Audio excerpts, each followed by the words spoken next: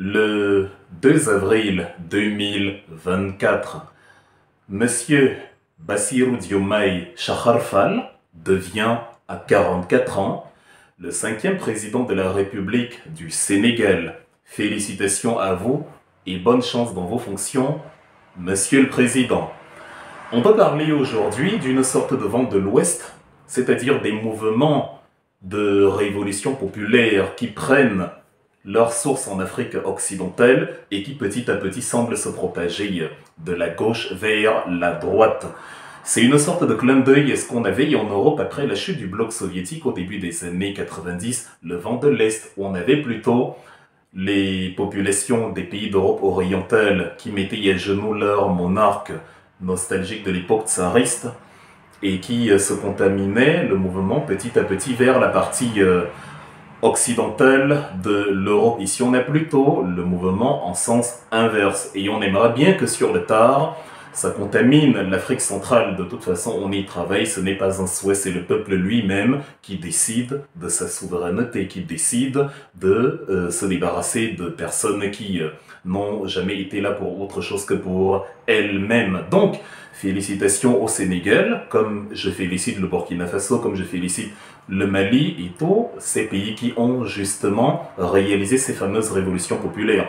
La clameur et les tonnerres d'applaudissements dont ont joué les principaux invités, ou du moins leurs représentants des pays qui ont connu les fameuses révolutions de ces dernières années, montre que c'était justement des révolutions populaires. Les gens nous ont demandé, est-ce que vous soutenez les coups d'État? On dit, il n'y a pas de coup d'État en soi, non. Il n'y a pas de coup d'État sui generis, il n'y a pas de coup d'État ex nihilo, il n'y a pas de coup d'État à partir de rien, il n'y a pas de coup d'État tout court. Il y a le coup d'État à la Idriss Déby, où vous avez un mignard qui profite de la disparition de son père et qui dit Alléluia au maître français qui vient donc l'installer au vu et au su des populations locales, au grand désarroi de ceux qui aspirent au respect des textes et justement au mépris d'une constitution qui a pourtant prévu ce qu'il faut faire en cas de la vacance du président. La constitution au Tchad était d'ailleurs plutôt récente puisqu'elle datait de décembre 2020 dans sa dernière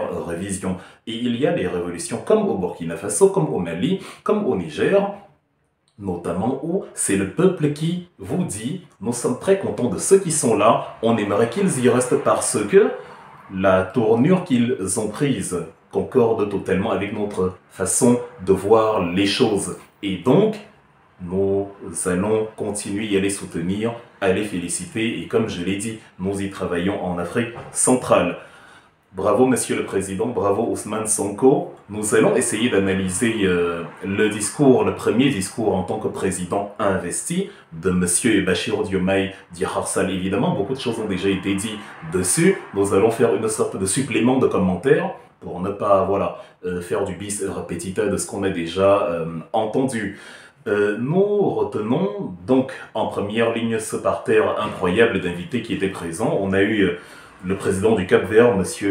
José María Neves, qui était présent. Nous avions le président de la Guinée-Conakry, Mamadi Doumbouya, qui effectuait d'ailleurs sa toute première visite au Sénégal. Il n'y a jamais mis les pieds sous Macky Sall, parce que bon, Macky Sall considère comme Emmanuel Macron son maître qu'il y a des bonnes dictatures, c'est-à-dire Kaka Déby, et qu'il y a des mauvaises révolutions comme Mamadi Doumbouya, le général Tchiani, ou encore Monsieur Ibrahim Traoré du Burkina. Donc, il n'était pas sous Macky Sall, il n'avait jamais posé les pieds au Sénégal. Maintenant, sous Monsieur Faye, avec justement cette idée de changement, pour ne pas dire rupture, avec l'ancienne façon de voir les choses, les indésirables d'hier deviennent désirables aujourd'hui. Donc, il était présent, Monsieur Mamadi Doumbouya, les représentants des ministères des Affaires étrangères, enfin les ministres des Affaires étrangères, dont les représentants de M. Assimi Goïta du Mali et de M. Ibrahim Traoré étaient également présents. M. Traoré et M. Goïta eux-mêmes n'étaient pas présents, de la même façon que M. Abdourahmane Tiani n'était pas présent. Il y a une très bonne raison à cela, on pourra y revenir dans un instant. M. Abdoulaye Diallo, le président de la commission de l'UMOA, Union économique et monétaire ouest-africaine, était aussi présent. Et ça aussi c'est intéressant parce que le siège de l'Union économique et monétaire ouest-africaine, qui régit dans le franc CFA, est à Ouagadougou au Burkina Faso, même si le siège de la Banque centrale se trouvait plutôt justement à Dakar au Sénégal. Il est intéressant de voir que quand on parle de la problématique monétaire, justement, le président de la commission de l'organe qui tient les structures de cette monnaie-là est présent justement à l'investiture d'un président qui prône la rupture. Et c'est d'autant plus intéressant que M. Abdoulaye Diop, président de la commission de l'UMOA, est sénégalais, dont la communication avec la nouvelle administration sera d'autant plus facile. Le président de la commission de l'Union africaine aussi, Moussa Faki Mahamat, était présent, tout comme le président de l'Union africaine. Et voilà, grosso modo, il y avait du bon monde.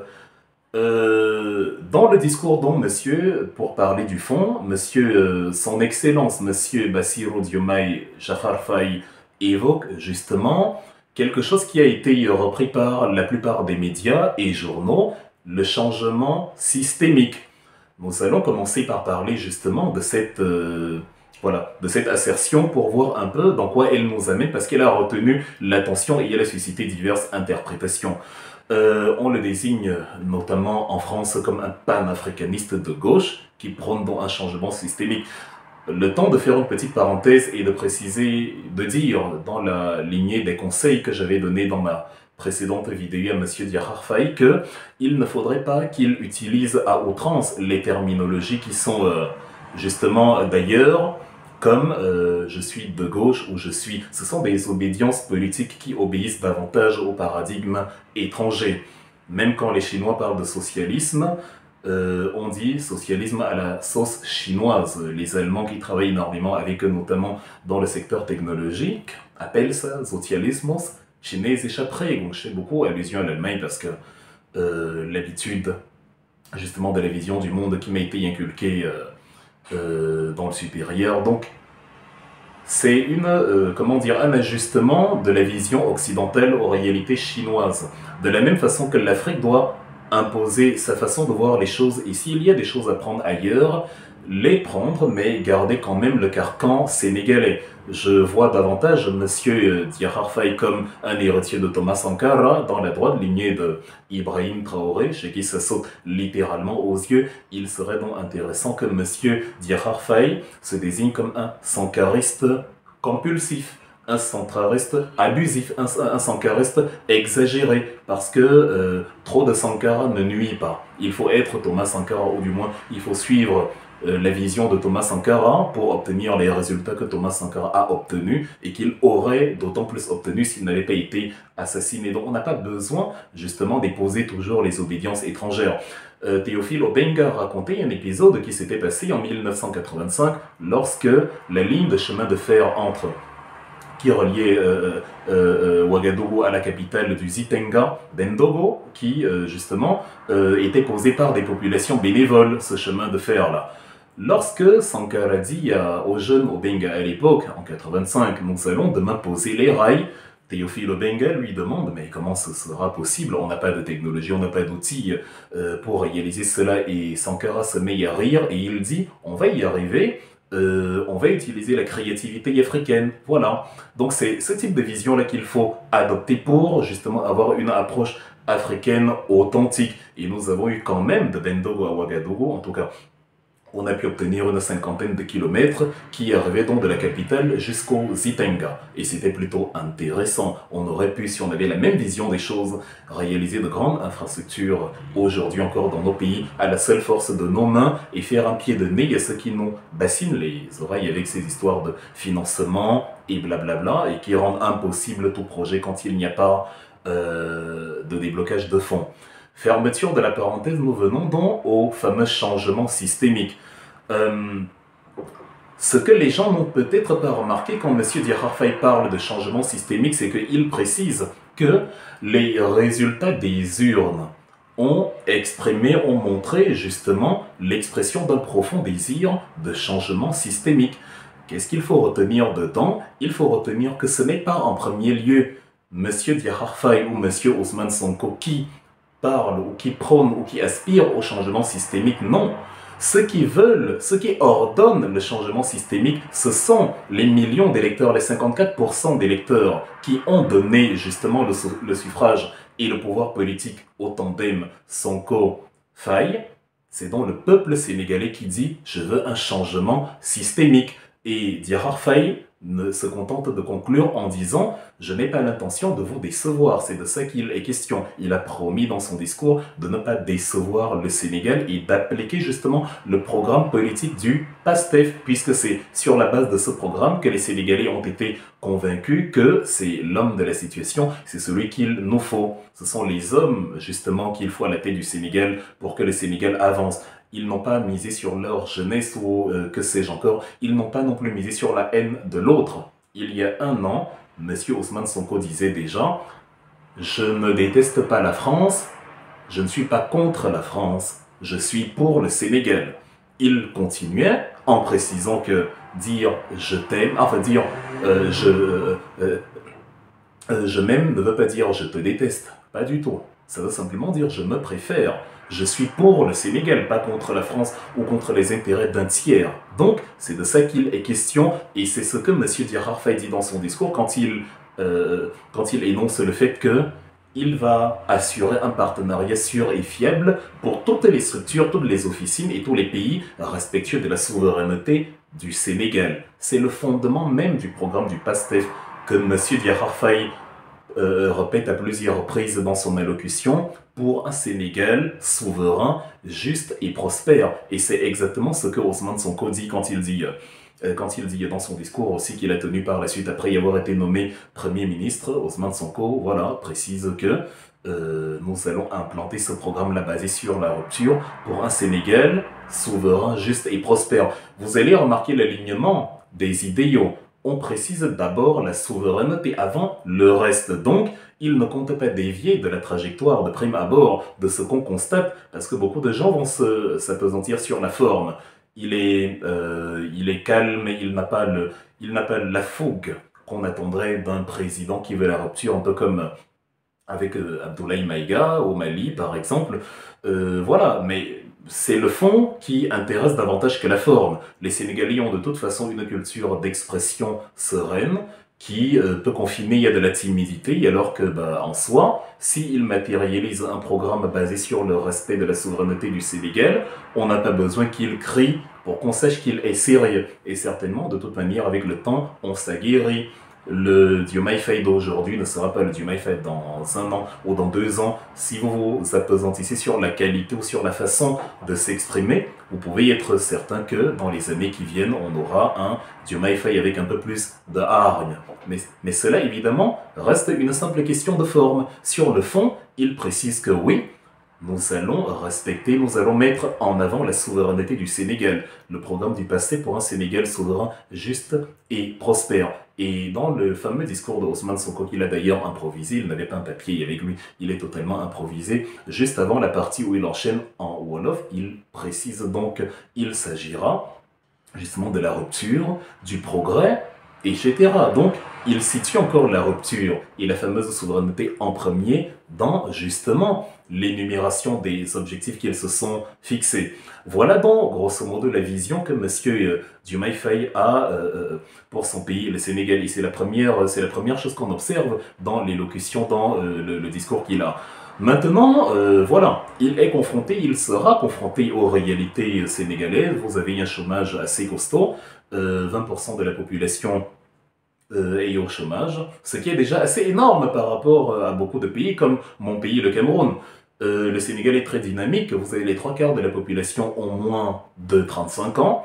Donc voilà, ne sont même pas éligibles dans un pays ou dans un pays également comme le Cameroun pour être président de la République. Donc le pays grouille de jeunes, le pays grouille de forces vives, le pays grouille de forces créatrices. Et sur les 4 piliers fondateurs du programme du PASTEF, il y a l'allègement du coût de la vie et ça passe par justement l'activité économique qui permet l'accès à l'emploi, qui permet justement une bonne, en tout cas, l'enchaînement de l'activité, la révolution de l'activité, la révolution du travail, la révolution de l'emploi qui augmente le pouvoir d'achat et qui, voilà, par effet de relativité économique, permet que la vie, c'est pas les prix qui baissent, mais c'est la capacité justement à produire, pour un pays à avoir des choses à produire, pour les acteurs de ce pays-là à produire, à être rémunérés pour leur production, et grâce justement à la force pécuniaire qu'ils en bénéficient, ils peuvent maintenant faire les achats pour leurs besoins du quotidien. Et c'est de cette façon-là que justement un pays accède à la prospérité. Ou justement, l'un n'excluant pas l'autre, avec une augmentation de la production des biens, notamment de première nécessité, on aboutit évidemment à un rapport fléché entre la demande et l'offre, dont la demande la demande devient inférieure à l'offre et dont le prix baissant, le coût de la vie aussi baisse par ricochet. Et c'est l'un des piliers, à côté des autres piliers, la réconciliation nationale, voilà.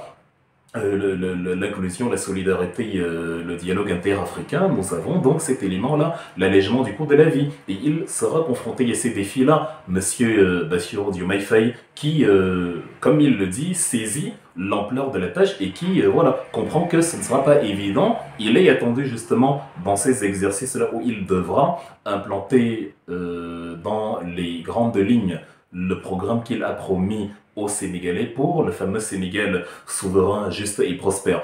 Il faut cependant souligner certains détails, entre autres sur la question de l'intégration africaine. Quand il parle de l'intégration africaine, donc de l'inclusion du dialogue interafricain, il faut préciser, et c'est encore peut-être non pas un correctif, mais une alerte ou une précision que nous faisons à l'endroit du Sénégal, c'est que dans l'état actuel des choses, le Mali, le Niger et le Burkina Faso n'ont pas l'intention de quitter l'AES pour rentrer dans la CEDEAO. Personnellement, je m'y oppose, je trouve que c'est une mauvaise idée. Ibrahim Traoré a précisé lors de son échange de février 2024 avec M. Alain Foka qu'il ne commettra pas les mêmes erreurs que la candeur politique, littéralement, ou du moins la candeur fraternelle de Sankara l'a poussé à faire. Il aimait Blaise Compaoré. Il ne voulait pas faire du mal à Compaoré. Il a donné à Compaoré la chance, l'opportunité de se racheter ou de lui faire du mal. Il a accepté de mourir par l'homme dont il savait qu'il mourrait de sa main. Exactement comme le Christ qui sait que Judas va me trahir et qui reste à Jérusalem, qui se balade, qui ne cherche pas à s'échapper, à s'entourer de personnes armées qui vont le protéger. Non, rien du tout. Il a vraiment opéré de cette façon-là. Et non, on n'aime pas l'approche christique en politique. Je ne veux pas que les politiciens fassent comme Jésus. Il ne faut pas des sacrifices absurdes, parce que le sacrifice de Sankara, même si il demeure aujourd'hui une icône, ça a fait beaucoup de mal à l'histoire burkinabé par la suite sur les années qui ont suivi, parce que Blaise Compaoré est totalement rentré dans le giron français et s'est retrouvé dans une situation où voilà, on a annihilé tout ce que Sankara avait mis sur pied, littéralement il n'en restait que quelques traces et c'était très dommage parce que le Burkina aurait davantage eu besoin de Sankara que de Blaise Compaoré. Donc aujourd'hui, quand on parle d'intégration africaine, on se souvient déjà que lors de son discours du 25 mars au lendemain de son élection, Bassirou Diomaye Faye disait que nous allons justement, il sous-entendait que nous allons ramener les 3 pays dissidents dans l'escarcelle de l'instance africaine. Et l'instance africaine à laquelle il faisait allusion, c'est évidemment la CEDEAO que ces pays, le Mali, le Niger, le Burkina, ont quitté le 28 janvier dernier. Donc, il faut garder à l'esprit que jamais la CEDEAO ne recevra de nouveaux membres,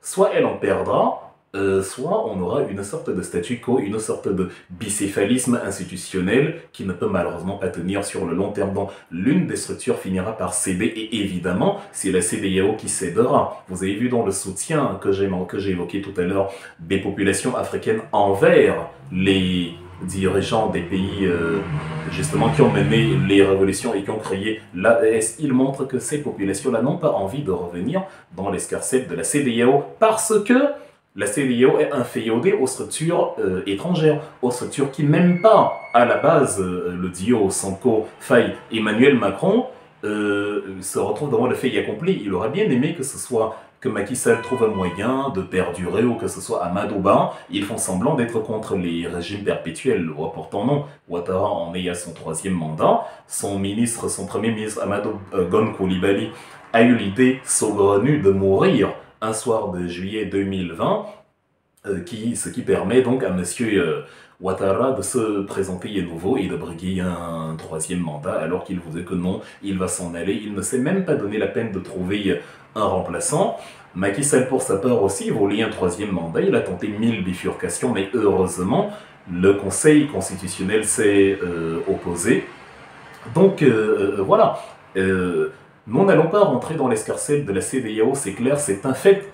Donc, ce qui explique d'ailleurs l'absence de ces dirigeants-là, Ibrahim Traoré, Abdourahmane Chiani ou encore Assimi Goïta, c'est le fait que, étant sorti de l'AES et ayant un président Macky Sall qui, étant sorti de la CEDEAO et ayant un président Macky Sall qui voyait d'un mauvais œil cela et qui était au Fort Moula avec Alassane Ouattara pour intervenir au Niger et réinstaller Mohamed Bazoum, ces trois dirigeants se disent, bon, maintenant qu'on a, voilà, apparemment un vent nouveau, quelqu'un qui semble voir le monde comme nous allons dans un premier temps observer, parce que la dynamique du Sénégal n'est pas la même, la sociologie sénégalaise, le Sénégal n'a pas l'habitude de l'attaque fougueuse contre l'impérialisme, ce n'est pas...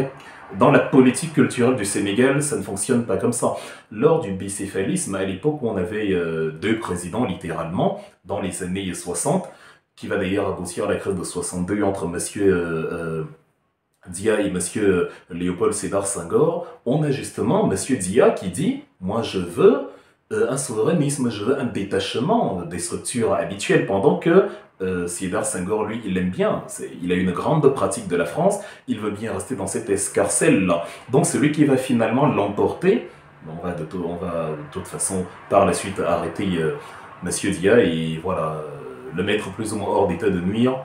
Heureusement, on ne l'assassinera pas, mais bon, le Sénégal par la suite a des présidents qui, voilà, qui cheminent de manière plus ou moins policée avec la France. Ce n'est pas comme au Mali où vous avez en 62, au moment où le Sénégal a sa crise, monsieur Modibo Keïta qui lui décide de sortir du franc CFA totalement. Ce n'est qu'après, quand la France réussit à chasser Modibo Keïta et le faire mettre en prison par Moussa Traoré, comme monsieur Traoré revient quelques années plus tard, en 84, dans l'escarcelle du franc CFA. On a la même chose avec, par exemple, le Burkina Faso et Thomas Sankara, voilà, etc. Et même si au Niger, on n'a pas eu un Mamadou Issoufou ou un Mohamed Bazoum farouchement opposé à la France, on a quand même, voilà, lorsque le général Tchani prend le pouvoir, on ne doute pas 4 secondes que lui, il n'est pas venu pour plaisanter.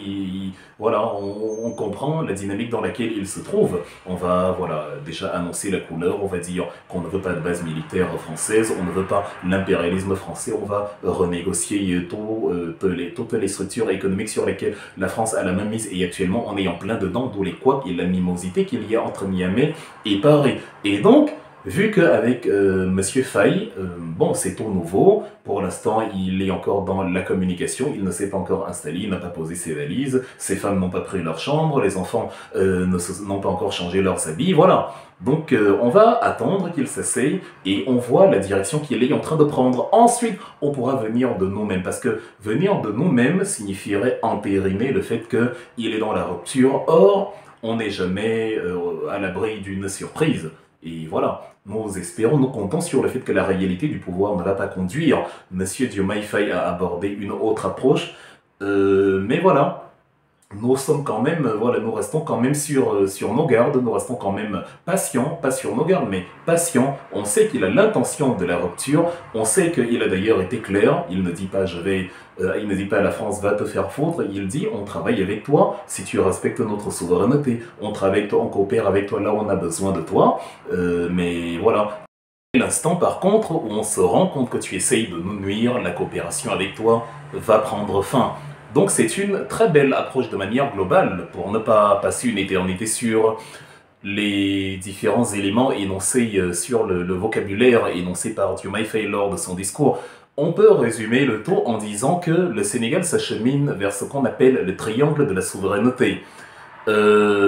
Beaucoup d'intellectuels africains parlent du fameux triangle de la souveraineté. Pour Nicolas Agbourou par exemple, il s'articule sur 3 axes principaux. Le triangle de la souveraineté, c'est d'une part, le respect de la Constitution, le respect des textes, D'autre part, la souveraineté sur le plan de la monnaie, donc sur le plan économique, sur le plan voilà, du pouvoir financier, du pouvoir pécunier, de l'indépendance financière d'un État ou d'une sous-région, d'un groupe d'États. Et le troisième élément, c'est évidemment la souveraineté dans la défense. Si on peut décortiquer cela, vous avez le Sénégal qui remplit à 1000% le premier critère, le critère de la souveraineté, le respect des institutions. En 2009, le 18 juillet, Monsieur Barack Obama se trouvait au Ghana, à Accra, lors de l'une de ses premières visites sur le territoire africain. Il a rencontré notamment Monsieur John Atta Mills, le président de l'époque. Et il a dit, l'Afrique a besoin d'hommes forts et d'institutions fortes. C'était tout à fait juste, tout à fait exact, mais incomplet. Il y en a qui se disent qu'il faut l'un ou l'autre. Non. L'Afrique a besoin et d'hommes forts et d'institutions fortes. Les institutions fortes signifient qu'elles sont respectées. Les hommes forts sont des hommes qui portent des projets qui permettent au pays de prospérer. Donc, nous espérons, nous voyons, nous avons l'impression qu'actuellement, au Sénégal, ce sont des hommes forts et ça nous rend heureux d'entrée de jeu parce que les institutions étant fortes, si tout se passe bien, le Sénégal va s'acheminer vers une belle prospérité, d'autant plus que maintenant, il fait partie du groupe privilégié des exportateurs, enfin des producteurs de gaz et de pétrole avec les ressources qu'on a découvert il y a quelques semaines. Donc, sur le plan des institutions, le Sénégal remplit, coche toutes les cases. Lorsque le 3 février, Macky Sall se lève et décide que non, il va foutre la merde au Sénégal, il va semer un trouble qui ne dit pas son nom, les institutions lui disent « Ah non, tu n'es pas le Sénégal, nous servons les institutions, nous servons le Sénégal. » Et monsieur Badine Camara, le président du Conseil constitutionnel sénégalais, montre justement que s'il s'appelle Badine, il ne badine pas. Et grâce à lui, le Sénégal a tenu et Macky Sall s'est retrouvé dos au mur, dans l'impossibilité de matérialiser son forfait que son compère Alassane Ouattara a réussi en son temps en Côte d'Ivoire parce que les institutions au Sénégal fonctionnent. La Cour constitutionnelle a jugé inconstitutionnelles les décisions de Macky Sall et comme elle fait office de cassation politique, elle a cassé justement sa manœuvre, elle a cassé sa décision parce que ce n'est pas les caprices d'un président qui permet un pays d'avancer, c'est la force des textes. Et quand vous avez des hommes forts donc sur le plan juridique comme Monsieur Badine Camara, Mamadi Badine Camara, quand vous avez des hommes forts comme Monsieur Bassirou Diomaye Faye qui, voilà, décide, même s'il ne s'y attendait pas, que oui, l'histoire l'appelle, il sera le président du Sénégal, il a conscience de la tâche qui est lourde, mais il ne va pas se désister. Voilà, le pays fonctionne. Donc, sur le triumvirat du triangle de la souveraineté, le Sénégal coche à 1000% la première case.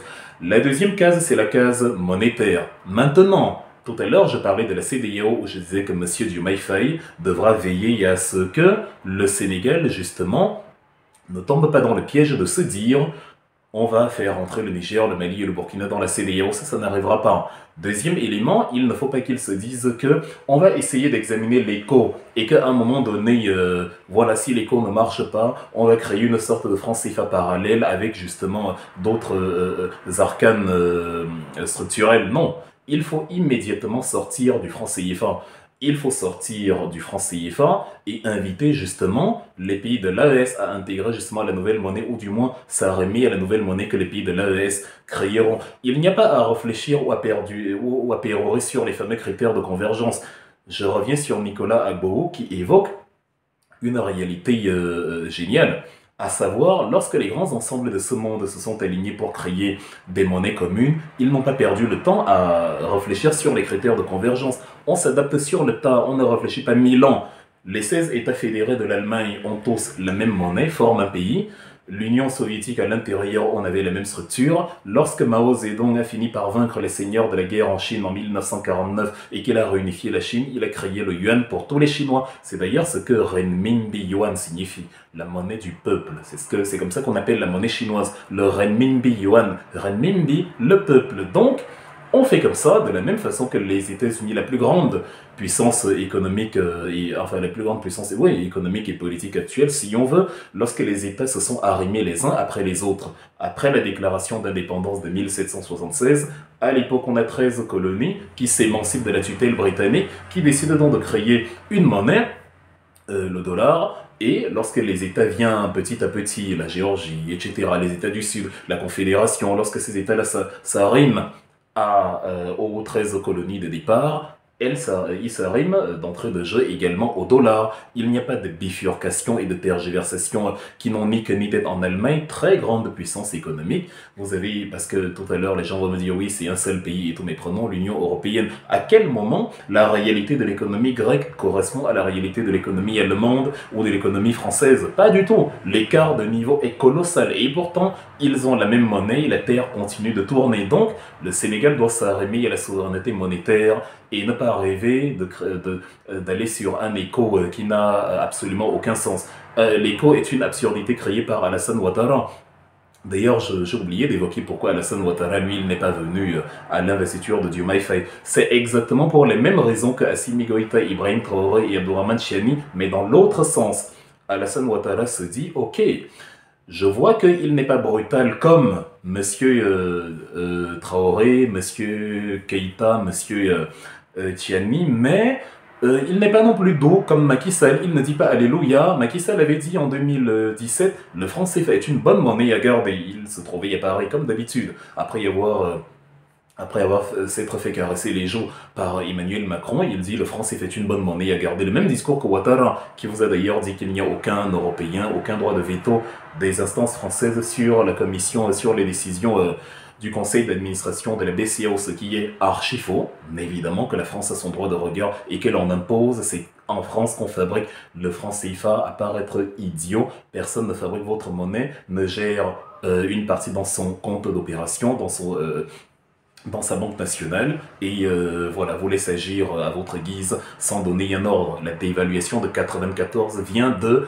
la France, c'est le président de la République française, François Mitterrand, qui donne l'ordre justement de procéder à la dévaluation. Donc, c'est comme ça. Alors, il ne faut pas rêver, il ne faut pas se dire oui, l'écho, on va... Non, non, non, pas du tout. Alors, Ouattara considère que même s'il est dans une optique de rupture souple, il est quand même dans une optique de rupture. Il est à mi-chemin entre l'AS et la CEDEAO. Qu'est-ce qu'il va faire? Et donc Ouattara n'est pas, voilà, il ne se sent pas en odeur de sainteté au Burkina Faso, au Sénégal, de la même façon que Diomaye Faye et Ousmane Sonko ne sont pas en odeur de sainteté aux yeux d'Alassane Ouattara. Donc, il va procéder par, voilà, oui, non. Il envoie donc Monsieur Tiemoko Kone, son vice-président, le représenter à l'investiture de Bassirou Diomaye Faye. Parce que voilà, il faut quand même être présent, le Sénégal est un partenaire, etc. Mais voilà, le Sénégal se situe entre deux feux, le cul entre deux chaises, entre justement les révolutionnaires populaires et quelqu'un qui est en train de souhaiter ou qui regrette de ne pas avoir son Macky Sall d'amour pour qu'il continue justement à laver les pieds d'Emmanuel Macron. Donc, la souveraineté monétaire qui est le deuxième arcane justement du triangle de la souveraineté, il le faut absolument. Le Sénégal doit comprendre que c'est la sortie du franc CFA ou rien. Voilà, on peut se débarrasser de la France et la vie continue. Le Niger est justement à côté du Sénégal et de la Côte d'Ivoire, l'un des pays africains avec la meilleure croissance aujourd'hui, notamment dans la sous-région. Pourtant, le Niger est en train de se débarrasser des bases militaires, de la tutelle française, etc. et finira par se débarrasser de la monnaie.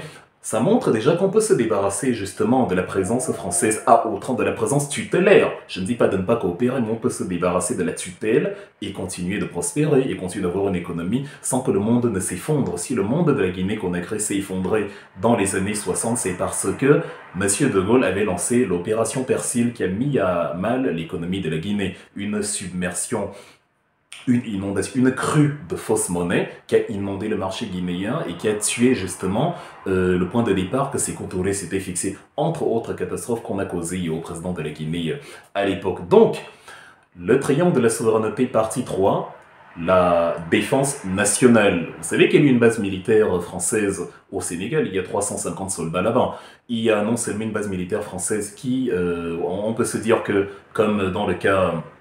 de la sous-région de manière globale, les Français sont arrivés là dans le cadre de l'opération Barkhane, de l'opération Serval, qui a précédé en 2013, avant de devenir Barkhane en août 2014, mais Sous Abdoulaye Wade, le contrat avait déjà été signé en 2011 entre la France et le Sénégal, où le Sénégal autorisait déjà, Abdoulaye Wade invitait déjà les Français à venir. Moi, c'est très intéressant. Et donc, dans la foulée, on a signé en 2016 avec les Américains de l'African Command, l'Africom, le commandement africain, qui a sa centrale à Ramstein en Allemagne, près de Stuttgart, où les Allemands eux-mêmes ne voient pas toujours d'un bon œil, notamment les partis de gauche, bon la gauche européenne cette fois, la présence américaine sur leur sol. Donc les détachements dans différents pays ont justement leur centre à Ramstein, et donc le commandement africain voulant se déployer sur tout le continent, comme son nom l'indique, après l'énorme base militaire de Djibouti, qui abrite le plus grand contingent américain sur le sol africain, et français d'ailleurs également. Donc, il se déplace sur le Sénégal aussi dans la foulée. Quelques années plus tard, il s'installe là. On signe avec justement le gouvernement de Macky Sall un accord qui permet aux Américains d'accéder à toutes les installations quand la nécessité le demande, à toutes les installations militaires, aéroportuaires ou navales sénégalaises pour des opérations de lutte contre le terrorisme. Et que sais-je encore. À l'époque, vous aviez monsieur Augustin Tiné, ministre de la Défense sous Macky Sall, vous aviez monsieur Mankeur Ndiaye, ministre des Affaires étrangères, et vous aviez donc l'ambassadeur américain monsieur James Zumwalt qui était présent, Monsieur James Zumwalt qui voilà, a entériné, a signé le document avec les émissaires africains pour dire les États-Unis sont désormais au Sénégal et voilà, maintenant on va coopérer la lutte contre le terrorisme et tout ce que vous voulez. Sauf que ce que Monsieur James Zumwalt dit est d'une absurdité monumentale parce qu'il affirme que après Ebola, vous savez, Ebola venait de décimer en 2013 plus de 10 000 personnes. Après Ebola, nous allons certainement au Sénégal nous retrouver dans une situation de catastrophe naturelle. Ça peut être encore un autre mal, ou ça peut être voilà, une catastrophe terroriste, etc.